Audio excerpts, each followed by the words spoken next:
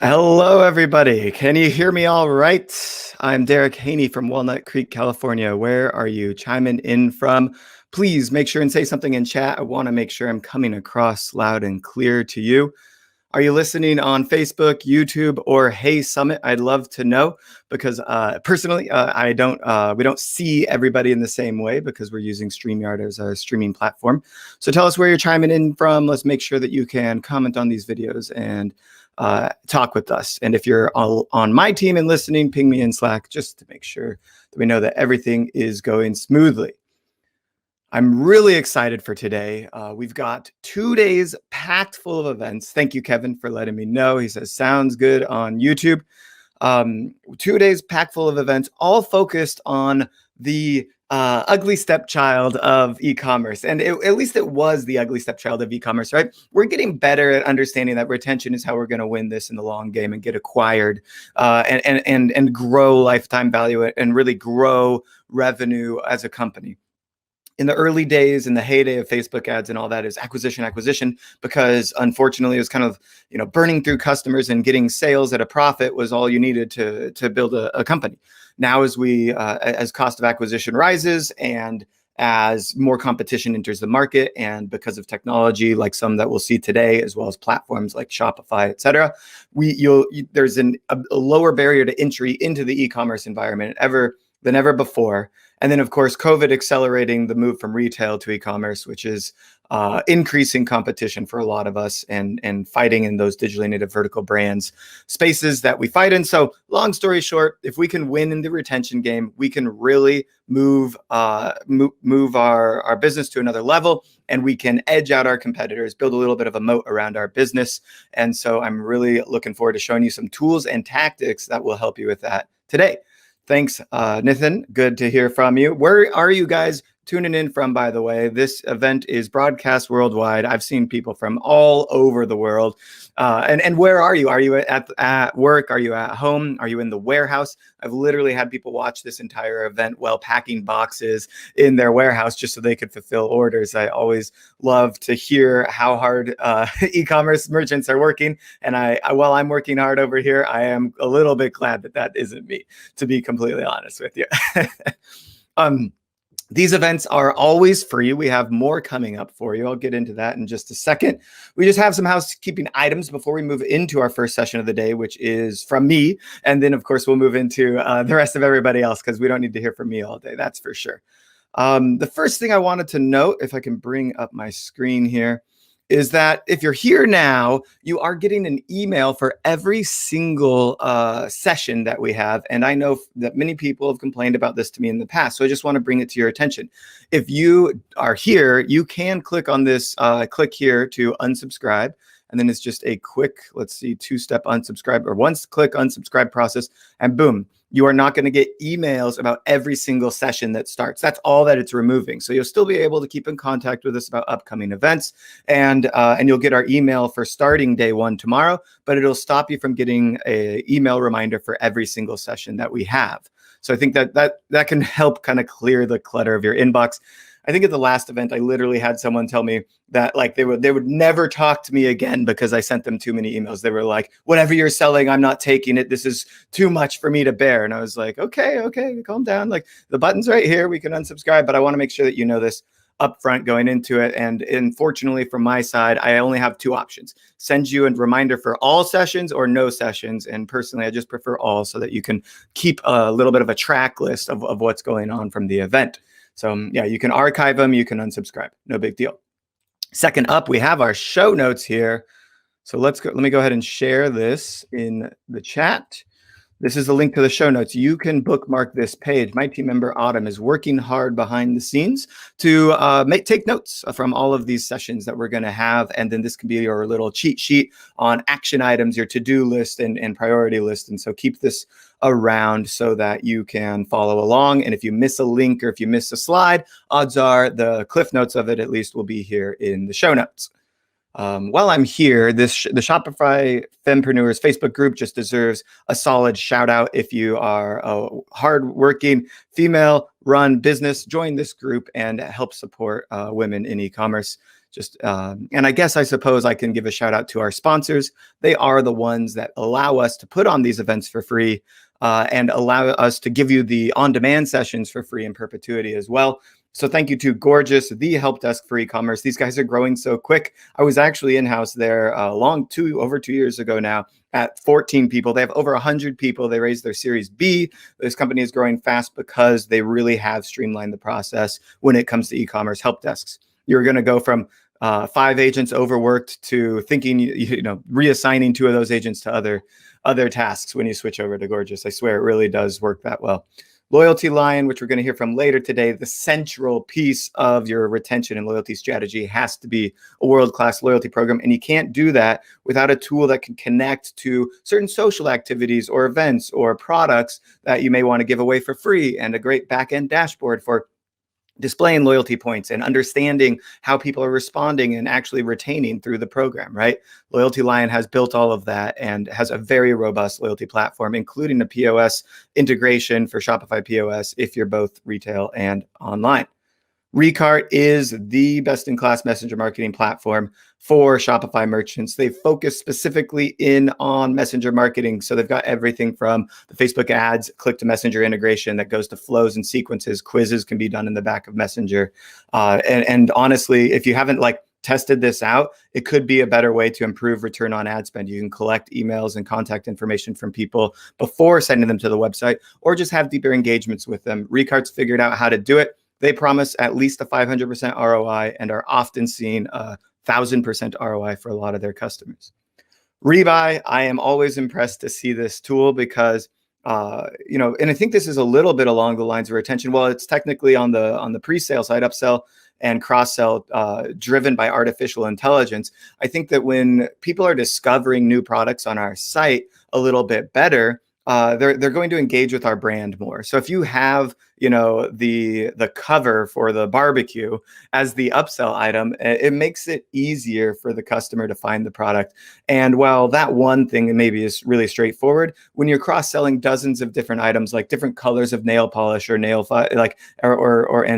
or just dozens of beauty products, right? You don't know which is going to really respond from each customer the best. Rebuy is using artificial intelligence to make the decision for you and put the most likely to convert product in that upsell box and then close more revenue from it. And on Shopify Plus, they have a really cool checkout widget where you can add products right there at the checkout, which the customer wasn't going to buy unless they happen to see them. They're little value adds. Think about it like the checkout aisle at the grocery store and all that candy that's sitting right there that my son is always trying to get a hold of. This is what they do, and they do it really well, and it works. That's why the candy aisle is there. Okay. That's enough from the sponsors. Let me see. I already told you all sessions are going to be recorded and available on our YouTube. You can go to ecomtech.link/YouTube to subscribe. Let me share that here. Oh, Kevin says show notes requires access permission. Okay, Kevin, give me 1 second and we will flip that around in just a minute. In fact, let me share the straight link with you guys, and then I will I'll fix it so that the short link works after the next session, because it'll take me a few seconds. So here's the ugly Google Docs link. This one shouldn't require access permission. Autumn, if you're listening, if you can look and just grant permission for viewership to anybody that's asked for it, we'll keep on going. We have big news today. We announced this very recently. eCommerce Tech, our parent company that I founded, it has acquired eCommerce Day, and we're really proud to announce that we will be launching and running eCommerce Day remote social media coming up on July 4th and 5th. We're partnering with Shopify, Facebook, Constant Contact, Octane, Recart, Gorgias, a lot of big names. Springbot, I'm sure I'm forgetting a couple of others, are going to be there with us, and we're really looking forward to this event. It will, for us, be the biggest event we've ever hosted. And so if you want to, you can actually sign up right now at social.ecommerceday.com. The site is actually not live. I published it 10 minutes ago just so you could sign up. But so there will be more sessions added and all that stuff. But if you want to sign up now, again, another completely free event, this time focused completely on social media and what's going to happen when you bring people off of the site from social, how to convert from social media a little bit better. Because I know a lot of people have that question.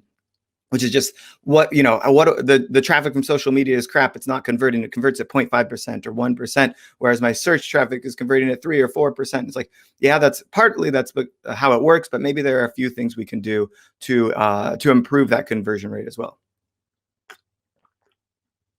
Let me have a quick drink here. I'm kind of excited, getting caffeinated for the day. We've got a long road ahead of us. It's already 9:10, so I'm supposed to start talking, but I've got a lot more to cover before we get into it. What's next on the list? Let's take a look at what you can expect today. So after me, we will have Nicole from Gorgias speaking about customer service and how it influences the customer experience. And I can tell you, you already know this, right?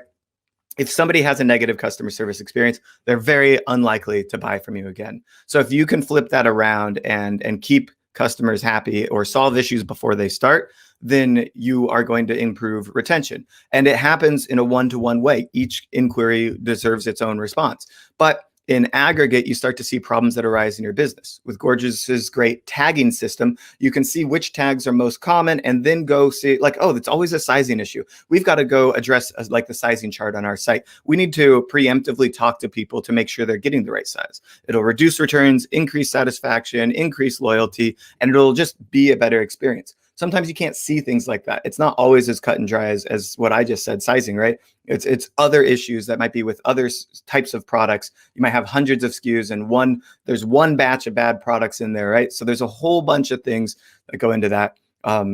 So then Recart's going to talk about messenger marketing strategies. John's going to talk about how you can do reflow orders, which is really cool. Ashley is talking about how we can bring customers from Amazon over to our direct-to-consumer channel. I love that. And then Jordan on loyalty. Ty Givens is going to be interviewing Tiffany from Bold Swim. Savannah, always happy to have Shopping Gives on here. Their cause marketing platform is amazing. And then Grin is showcasing their influencer marketing technology. And we think about influencer marketing as a source of new business acquisition. We're gonna see the platform here. There's actually just a tech showcase, so it's not going to go deep into it. But you can also think of influencer marketing as a way to engage and retain customers from a high-level brand standpoint. And so that's why we wanted to have them in the show today. And then Nick is going to be interviewing Beth from Busy Baby about how she grew her store to where it is today. And we're closing with Anna from House of Cart. She's just all around working with merchants nonstop to improve retention sequences and loyalty. And so she's just going to lay it out for us. We've got day 2, which we can get into, but definitely come back tomorrow if you can. The great Kunle will be speaking from 2X eCommerce. We're opening with Spiro, formerly CXL, or strategist from CXL, formerly. If you don't know what that is, they were the gods of conversion rate optimization back in the day, and now focusing on how retention can be a conversion rate optimization play as well, right? Because it is kind of along the same things. Tom has done dozens of kind of interviews and teardowns on Medium. If you don't follow him, I'll find a link later and share it with you. From eCommerce Founders, he's going to share some of his takeaways. Val Geisler, oh my gosh, yeah, she's an amazing speaker, but she was running her own agency when I said, hey, can you speak at this event? And now she's actually in-house at Klaviyo as a brand advocate, speaking loudly about how we can use email in kind of innovative ways. And I think SMS is kind of naturally tied into there as well. Chase from Recharge, if you can't talk about subscriptions, or you can't talk about loyalty without thinking about some form of a subscription component, right? Recharge just raised $230 million or something like that to continue to refine their platform and grow into let's say the mainstream of e-commerce if they're not already there for Shopify merchants. And he's going to talk about how subscriptions need to be handled in order to actually grow, subscribe. I'm rambling now at this point. And closing with Valentine from OmniConvert. He preaches customer lifetime value and customer value optimization and has some really cool equations for us to show us. Okay, that's the lineup. We're already behind, but that's fine. Don't look there. That's me. I need to close that. If you haven't downloaded this already, let me share it with you here in chat. This is our e-commerce technology landscape. All you have to do is submit this form and you'll get a really high quality PDF with over 160 partners in the space. We'll also put this in the show notes. I suppose that would be a good idea. It's just a nice thing to have around if you're asking yourself the question like, hey, what's the best tool for this? Or, instead of going to Google, you can kind of just look at this and say, oh, well, those are three or four players in the space. Let me go check them out, right? So a nice little cheat sheet for the right tools for you to grow your business at different stages. And then we've got this amazing events directory that we launched a few weeks ago. We have over, I want to say like 150 events listed now. And especially when you go into the past events. So if you're thinking like, what's the next best event I can attend? And if you want to pay for it, or if you're thinking something a little, obviously when an event is paid, there's a certain kind of component going into it that you might not have. Ecom World 2021, D2C Day, these are huge events.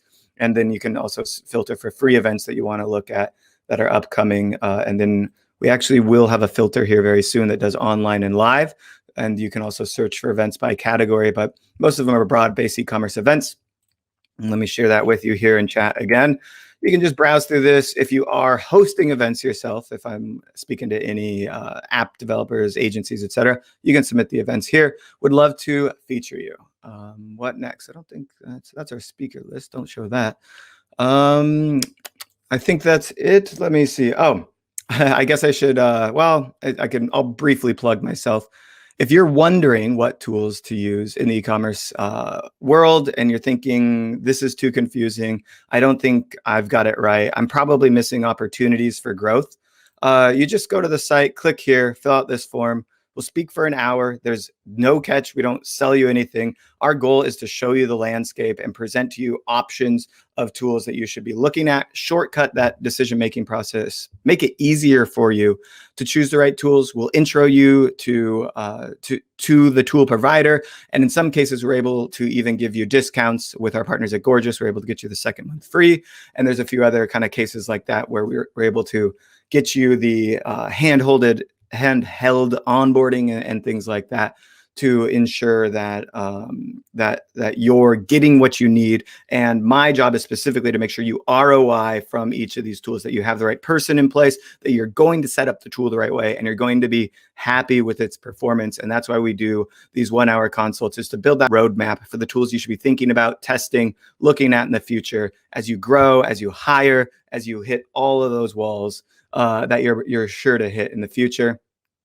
I've got too many tabs open here, don't I? All right, I'm going to close all these things out so that we can focus on the session now, because I am also simultaneously the presenter. Usually I would introduce a presenter at this time.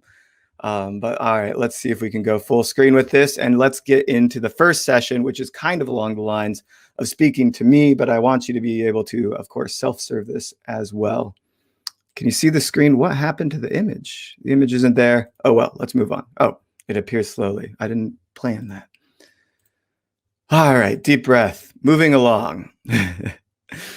I didn't talk that much about myself before, but you may have seen me around. I run e-commerce tech. I've done all of it in the past. I ran an agency. I was in-house in e-commerce. I worked in e-commerce technology. I've mentored other founders on growth strategies. I once sold a tech company. I made an investment in a company that's still going strong today. But my focus these days has been on two things. The first one is demoing technology products. So I've done over 300 demos, and we've got over 100 reviews posted on the site. Actually, we're about to post the 100th one, I think, is what's about to happen, because we have a little badge coming out on social for that. Is that right? If Casey's watching, I think that's right. So 100 written reviews of individual technology products to understand various aspects of the e-commerce technology landscape. Our goal is to know this landscape better than anybody else in the world and be able to help you discern a good tool from a bad tool, a tool that I should invest in right now, as opposed to a tool that that you're not ready for yet, you don't have the bandwidth for, et cetera. And the other half of my time is spent talking to merchants like you about these various technology products. It sounds crazy because doing demos is like nobody's favorite job, but I actually really love uncovering what these cool technology companies are doing and seeing the innovation, like trying to be on the bleeding edge of it, and then figure out how that plugs into the puzzle. I've seen all the bad pitches, all the good pitches, everywhere in between. And I can tell you that some people really are making innovative tech.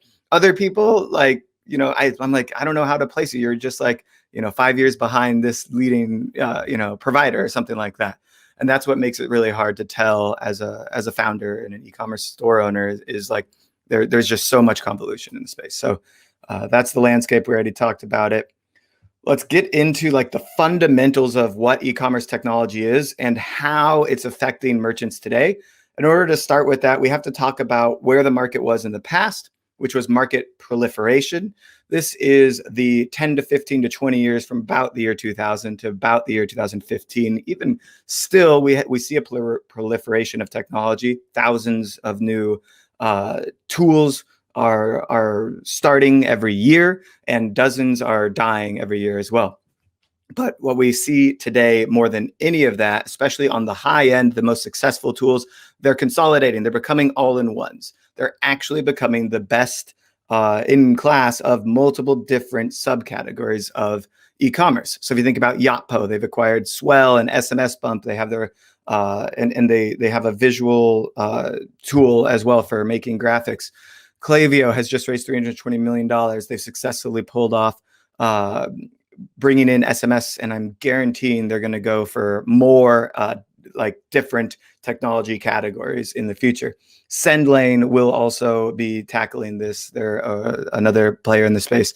WeCommerce has acquired a bunch of tools. So literally giant funds have started, multi-hundreds of millions of dollars into funds to acquire and roll up e-commerce technology companies because they're seeing the opportunity of bridging these tools together and serving the same audience with them. It has a good network effect, a positive network effect when you have all these tools under one roof. With Assembly is doing exactly the same thing. They've also recently acquired Refersion, and they're going down the same roadmap of trying to be the one tool to rule them all. Everyone's trying to do a little bit of the one tool to rule them all, but they're all still in different spaces, if that makes sense. So you've got the one tool to rule these 5 things, the one tool to rule these 5 things, the one tool to rule these 5 things. And then, of course, you've got your platform like Shopify, where they've launched their fulfillment network. They have now their payment, Shop Pay. They're growing like mad, and they are launching some, let's say, subsidiary components or acquiring some in order to fulfill their goal of being the only place to go for back-end e-commerce platform management. I don't think they'll ever take on Klaviyo for email and SMS and things like that, but they do want to always be the house of your e-commerce site, and I think that they're really competing hard versus Magento, Salesforce, Commerce Cloud, and all of those guys to be both a down market and up market solution at the same time. And while I do think personally that their Shopify Plus program needs a little bit of work to compete with Magento 2 and some of the higher end other systems out there, I do think that they're moving in the right direction and continuing to offer really strong, just like back-end operations processes. You've got Shopify Flow and all of those things to merchants. So I'd expect Shopify to stick around for a long time, and in conjunction with these other technology providers, they can really bring a lot of strength to business. And again, on the flip side, if you don't know which tools you should be using, you might install all of them at the same time, and then business flops, right? So definitely we want to think about how we apply these technologies and where the industry is heading in this space of market consolidation. Next up, because of the ease of entering into e-commerce and the proliferation of technology that's enabled brands, a lot of brands have made their bread and butter through the internet, as opposed to starting in retail, or retail being a strong channel even from the early days, but having a direct-to-consumer channel. We now are seeing, Dollar Shave Club is one of the first examples, but we've got dozens more. Let's just then skip it to this slide. Away, Casper, Morphe, Movement, all of these brands starting on e-commerce, enabled by e-commerce technology and growing into 100 million and even $1 billion brands.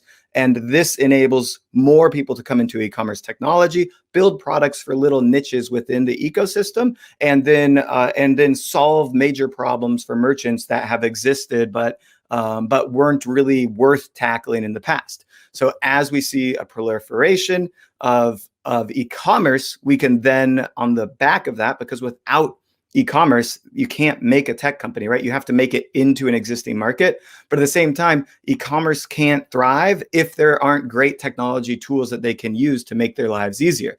So you see how, but as one grows, the other grows off of it, and vice versa. These two are linked together because at the end of the day, e-commerce is technology. You can't run a website without some form of technology, right? So the e-commerce boom and the digitally native vertical brand boom is destroying the retail business. And we can see that here. And of course, COVID was a huge accelerator of that. And many retailers, Neiman Marcus, I think, shut down for good. And I'm sure that the reason was because they didn't own that customer relationship and they didn't think about retention when foot traffic dried up. So if they'd had a great loyalty program with a tool like LoyaltyLion, maybe or something like that, they could have owned the customer relationship and easily transferred their brick and mortar experience into an online experience. And I think that's what retailers really missed during the COVID pandemic.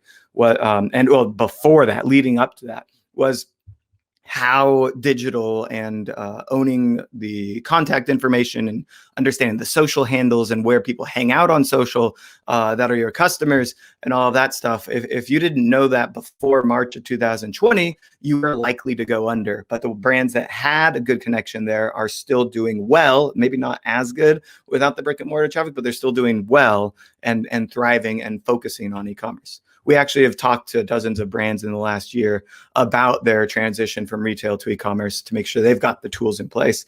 And a lot of the times, my takeaway to a lot of these retailers or blended retail e-commerce businesses was, don't you wish you had collected that phone number or email at point of purchase, prior to the shutdown? And they're like, yeah, that would probably make us a few $1 million right now. So it's like, yeah, well, I could have, set you up with that in 2019, but you weren't ready for it, I guess. You just didn't see the opportunity. So long story short, yeah, there's a couple more brands there. Because of the proliferation of technology and the increase in the channels for social media, launching TikTok, Snapchat, Clubhouse, now a very big channel that some people are working into e-commerce plays, but I do see it more in the agency and I don't know, selling your online course space for when it comes to e-commerce. I'm not seeing a ton of people thrive in e-commerce there, but it does work. But now that there are all these channels, your customer wants to communicate on them, you are forced to communicate, of course, on them yourself. So you've got the traditional owned channels, email, SMS, Messenger. You also have WhatsApp and a whole bunch of others depending on your region as well. Web push is a one-way communication channel, right? Your own mobile app, direct mail, which most people are probably completely neglecting, and then of course retail. These are the own channels. Then you've got your social channels. You got advertising. You can also be in print magazines. And as the channels continue to rise, great tools like Gorgias are solving for bringing all of your inquiries into one place. But other challenges arise. Attribution modeling. There's actually a great tool called Rockerbox that helps you understand the true revenue attribution by channel, which is just super crucial to understanding where to invest your marketing dollar. Better segmentation and personalization opportunities can arise, figuring out which channels are working right for you, and then making sure you actually have the resources to execute on all those channel strategies is becoming quite the challenge. And of course, as we're here to talk about retention and loyalty, you can imagine that if you don't have all the bandwidth today, but if you were able to manage all of your channels today to their fullest, you would increase retention, right? Because you would be everywhere that somebody wants you to be and be able to talk to anybody that you wanted to, and they would have a better relationship with you because you were present on TikTok, just as an example, since a lot of brands still aren't there. And so if you are engaging with customers there, you're likely to retain them. But that doesn't mean you need to jump on a channel like that today. what it means is that you need to roll out. You need to know which channels are ROIing for you. Focus and maximize the value of it. Grow the business to the point where you can hire and invest into other channels. All right, I'm blabbing on for a long time here. Tell me, how's it going in chat? What are you guys seeing? Nathan has some questions. We'll get into. In fact, I'll probably save those questions for our 11:10 session with Jordan. I think it's 11:10 or 11:40. So next up, because of the proliferation and then consolidation of technology and the growth of the rise of the digitally native vertical brand, people have this changed user experience. Of course, it starts with that Amazon experience. Free 2-day shipping is expected. But then moving beyond that, I think I have a whole nother talk on this because it's so powerful. The power of live chat on your site is really incredible for both increasing conversion rate and increasing retention.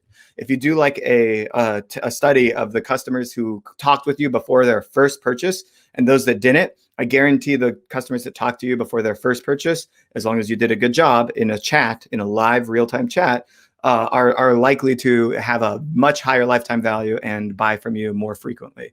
So if you think about how live chat can build retention with just a few back and forth notes and conversations, somebody all of a sudden trusts the brand. They remember who they talked to. They had a good experience. You solved the problem for them, and then they purchased. That is just like, what customers are dying to have. And it's something that Amazon doesn't do very well. So it's a really big opportunity for us to differentiate.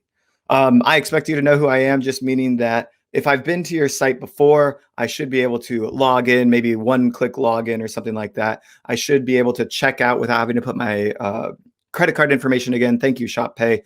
Maybe even log in with social, and you can have my social handles and stuff too. 1 second. Sorry.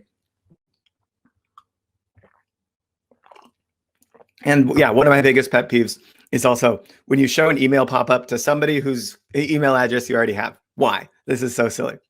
And then, of course, because of the rise of social media, everyone's an influencer. Everyone has an audience or a platform to tell others about what terrible experience they had buying from you. The product came broken. They wouldn't refund me, whatever it is.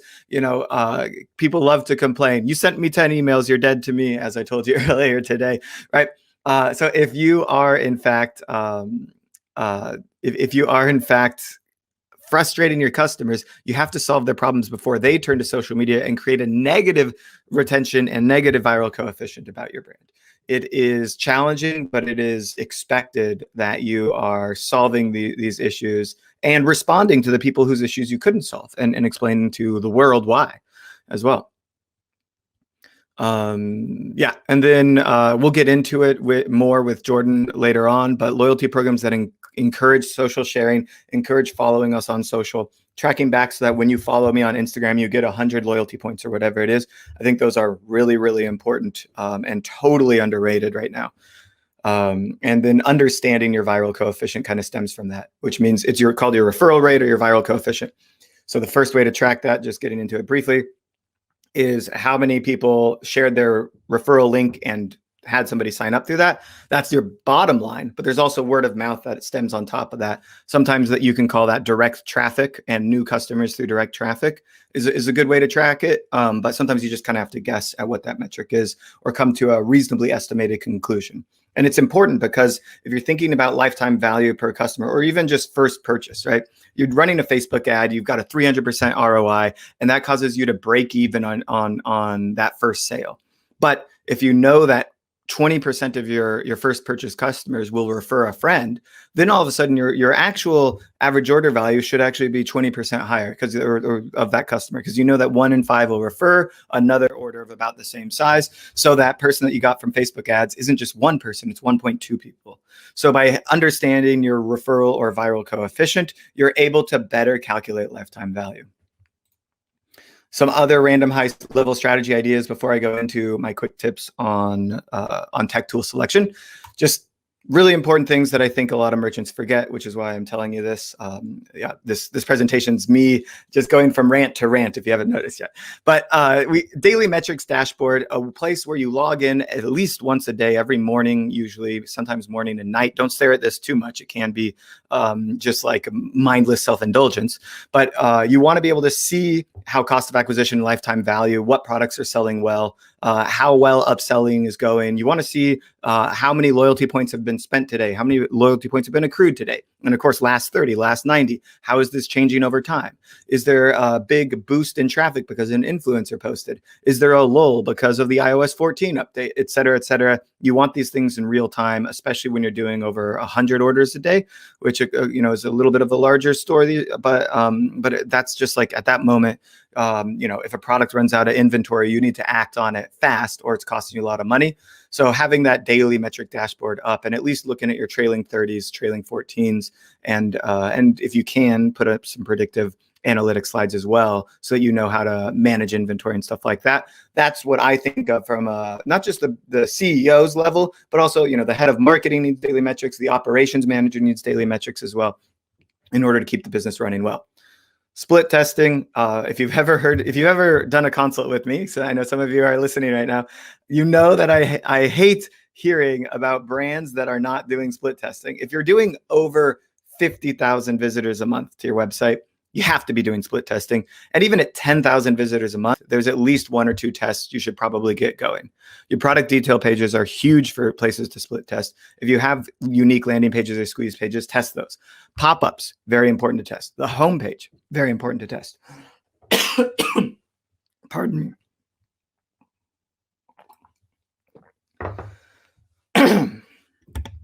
1 second. I don't know what happened there. Let me get my voice back.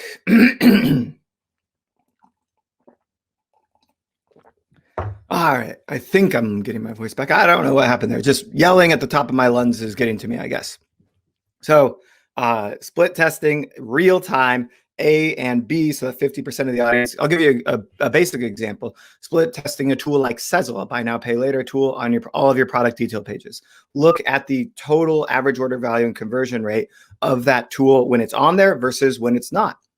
That will give you the exact amount of revenue that Sezzle is generating for the brand. And Sezzle, and the reason is because some people are concerned Sezzle as a tool is cannibalizing some of their sales. Somebody that was about to pay from credit card pays through Sezzle, and that means there's a higher transaction fee on your side as the merchant. Nobody wants that. Sezzle doesn't even want that. They only want to win the customers that weren't about to buy, or they want to increase the average order value for those that were about to buy by allowing them to buy more. Only way you're going to know exactly how well it works for your brand is a true split test. A before and after test doesn't solve this problem because there's so many other factors that go into it. All right, finally, customer development. If you haven't asked questions to your existing customers in a while, I actually recommend talking to at least 3 customers a week on the phone until maybe about your 10th year in business. Well, there's a law of diminishing returns that could occur if you are like a one product brand that never changes. But yeah, pretty much like 3 customers a week on the phone is a really good thing for a CEO to be doing. I know that nobody's doing it, but you really can just put a little link at the end of some emails and have a few people book times. It's not that hard. Alternatively, or probably complementary to that, micro surveys. So just asking one question: how did you hear about us? Did you have a good on-site experience? Was this page everything you were looking for? Stuff like that can be really handy. And our next up presenter, Gorgias, will go over some live chat scenarios where you can simultaneously engage a customer, but also get information out of them, which I think is really important. Moving into the meat of what I'm here to talk about, analyzing our tech stack and making smart decisions. There are 2 types of tools that you can buy. One is a time saver, which is just like a quick automation of a task, like an Excelify or something that just kind of a Zapier or something like that. The ROI from those are a little bit harder to calculate. Then you have KPI-driven tools that usually are impacting, something like average order value, conversion rate, lifetime value, repeat purchase rate, or and then on the operation side, it could be products in stock. It could be streamlining supply chain or something along those lines. But certainly you have pretty large KPIs that should directly tie back to revenue in one way or the other. And those are the kinds of tools that really move the needle for businesses. So for that reason, KPI-driven tools are the ones we want to talk about, the ones we want to think about, the ones we want to make sure that we're maximizing the value of all the tools that exist for us. So right now, when you're choosing a technology tool, let me just tell me in chat if this sounds familiar to you. It usually starts with a small fire that you see in the business that's growing and growing, and it turns into a big fire until you realize that you just need to put this out. You maybe sit down in a team meeting, or maybe somebody in a team meeting brings this to your attention, and one of your team members who's probably underqualified and focused on one specific activity in the business, like customer service, is now tasked with finding the right solution, right? They're like, okay, I've got to go get us a help desk. I see Nicole in the green room, and I know that this is what merchants are doing. It's like, oh, we're like 700 emails deep, and I have no idea how to solve all these inquiries. I guess we should now finally look for a help desk. This is the constant problem of e-commerce, is that we're putting out fires because we're not proactively expecting problems to rise up and solve them. So from here, this one person tasked with solving your tech stack need, it has no true experience in understanding how your tech stack works cohesively. They don't understand if this tool is going to integrate with others. They don't even understand really the needs of the tool from other departments and things like that, because they're just focused in their one area of expertise. This is where things kind of start to go awry. The next step for this hero is obviously to go ask our one and only overlord, Google. They do a Google search. What is the best help desk for e-commerce, right? And Google, always watching, listening, collecting our data. Hopefully the search results return something important for us that starts to bring us a short list of tool providers that we can go out and start qualifying. And so, and we go to their websites and we read all this jargon, which, we use AI to machine learn in order to grow your store. And you're like, I still don't know what you do, right? This is pretty cliche story of every tech provider's website, is that they talk too much about their features and how awesome they are and how much they're going to change your world, but you still don't know what they actually do. By the way, that's why we created ecommercetech.io, to clarify that with really perfectly, or not perfectly, but well-constructed reviews of technology products and get into those nitty-gritty details as fast as possible. So at the end of this very scientific process, your one team member who's totally underqualified is gone through all of the demos for all of these tools. Demos are unavoidable, by the way. And they've probably posted to Facebook groups asking other people what they like to use. And they've maybe even gone to their competitors and thought, maybe I should use what my competitors are using.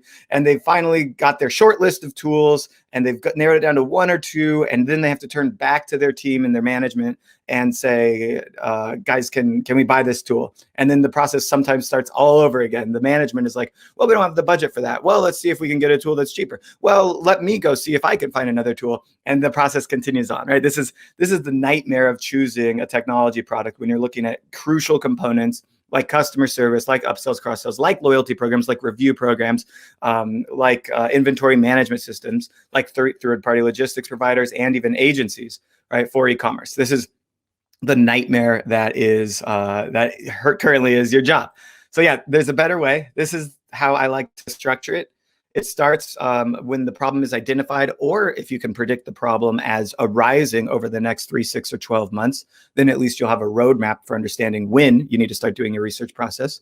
Starts with a needs analysis. Bring in all the stakeholders into one meeting. A whiteboard session is great for this, or even using Notepad and a Zoom meeting or something along those lines. You need to understand how this affects multiple different departments. Customer service affects marketing, as an example. Usually marketing people aren't in customer service calls, which means that later on, after the help desk is installed, the marketing team is going to retroactively figure out what problems arise for them because of new, or maybe there's missed opportunities because of the new technology that's been put in place. So having a needs analysis from all affected stakeholders, having somebody from the financial team in there to talk about budget is obviously very important. And then having somebody that understands the rest of the tool stack so that you can figure out to make sure you have the right integrations. Integrations are crucial as we grow our tool stack. Your e-commerce store is going to have between 6 and 30 different technology tools, and it can't even grow beyond that as you grow into like the $500 million, $1 billion range. So multiple departments have multiple different unique needs, but it's not crazy to have 15 to 20 to 30 tools. If each of those tools are working in silos, then you're missing the opportunity to pass data between each other and maximize the value of all of them. So integrations become really key early on. And then finally, before this meeting is over, you need to understand switching and lock-in costs. So you just need to acknowledge For instance, if you think about a tool like an email service provider, it takes a long time to create campaigns in that tool, and it's not so easy to transfer that to another tool. So email service providers, they have large contact lists and data on all the contacts, which you can't always export you can export the contact's name, but not like every page they visited and all that stuff, right? So there's a little bit of a lock-in with an email service provider, an SMS provider as well. I feel like there's a lot of lock-in there. And so you have to acknowledge these lock-in costs and switching costs, because if the higher those costs are, the more time you're going to want to spend vetting and making sure you're making the right decision for at least your 3 to 5 year future. And really understanding like how far should we plan in advance? Should we be buying a tool that, like, we're $1 million brand? Should we be buying a tool that is great for $10 million brands, $100 million brands? Or should we just buy a tool that solves our needs for right now and go, in 1 year, like, question this and possibly upgrade to a more robust solution, but also more costly solution? These are all the things you have to consider. And this should be done in one meeting that's, depending on the complexity and really honestly the budget. If it's, $5 a month tool, this could be done by hand by one person maybe. If it's a $500 a month tool, there should probably be a couple people involved and at least a 30-minute conversation. It's a $5,000 a month tool like an agency or something like that. It should involve a lot of the stakeholders in the company, and it maybe is a couple of meetings to formally and kind of professionally make a good starting decision, a good foundation for your business. And Nicole, I know that we're over. I got to speed this up, I guess. After that, you create a short list, you do demos of all the tools, and then you should test. You can roll out that tool in a test. If it's changing the website in any way, I always recommend rolling it out in a test so that you can understand how it impacts conversion rate. And then making sure that you're fully onboarded and that your team understands how to use the tool to the fullest. We're going to skip this, but some of the questions to ask yourself. Number one, the one I'll say here is built for e-commerce. Tools that aren't built for e-commerce, to me personally, are going to miss the mark a lot for you. If it's not directly integrated with Shopify with a robust Shopify integration, and if it's not understanding the needs of merchants, and not just saying we understand the needs of business owners, the needs of merchants are fundamentally different. So make sure built for e-commerce. You can look at the others later. Don't sign contracts. Always try to research 2 or more tools. And if ever in doubt, go with a company that is well-funded or high growth, because they will be building faster than others. I'm skipping this one because you can just go look at this stack kind of layout that we have. Ideally, you kind of install these tools at various stages of the business, and none of these slides are too relevant for us today. All right. So if you want the deck, you can email me afterwards or send me a message or something, and I'll be happy to talk to you. I already plugged my tech consultation, but if you want to book a time with me, you can go to ecomtech.link/consult. These are completely free consults. We analyze your tool stack, analyze the stage of your business, all of the gaps in the stack and all the opportunities for you. Then we give you a roadmap of the 3 to 5 things we think you should be thinking about over the next 3 to 6 months. And then we look to meet with you quarterly or biannually and talk tech tools again and again.